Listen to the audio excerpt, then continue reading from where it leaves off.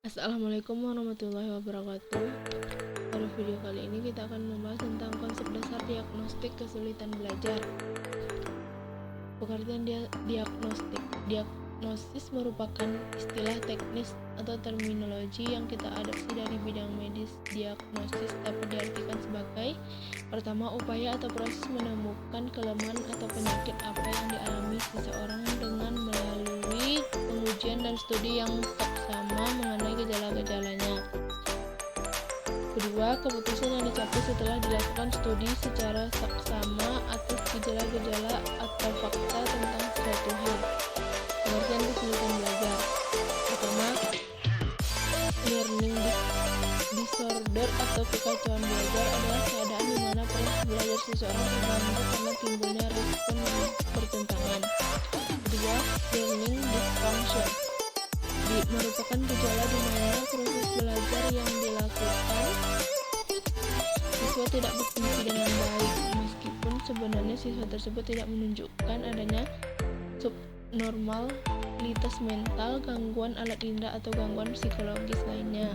Ketiga, underachiever mengacu kepada siswa yang sesungguhnya memiliki tingkat potensi intelektual yang tergolong di atas normal, tetapi prestasi belajarnya tergolong rendah.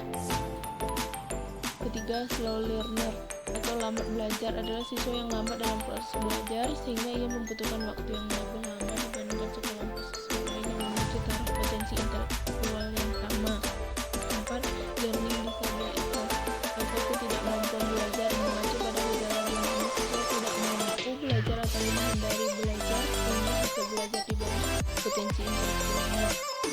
Diagnosa kesulitan belajar. Pertama,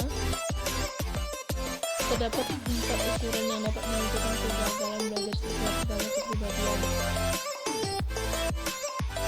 Hasil belajar yang dicapai oleh seseorang akan mencerminkan dengan seluruh kepribadiannya.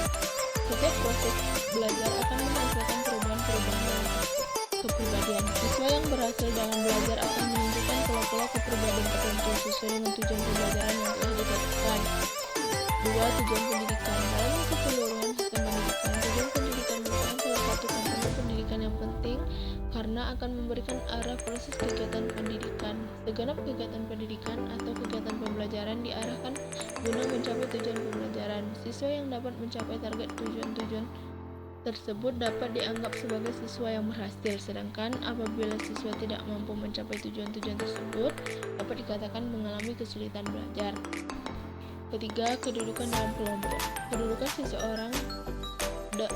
dalam kelompoknya akan menjadi ukuran dalam pencapaian hasil belajarnya. Siswa dikatakan mengalami kesulitan belajar apabila memperoleh prestasi belajar di bawah prestasi rata-rata kelompok secara keseluruhan. Misalnya, rata-rata prestasi belajar kelompok 8, siswa yang mendapat nilai di bawah angka 8 diperkirakan mengalami kesulitan belajar. Keempat, perbandingan antara potensi dan prestasi. Prestasi belajar yang dicapai seorang siswa akan tergantung dari tingkat potensinya, baik yang berupa kecerdasan maupun bakat.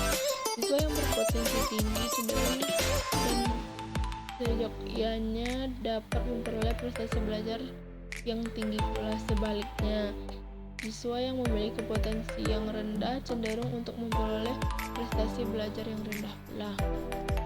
Sekian, terima kasih. Wassalamualaikum warahmatullahi wabarakatuh.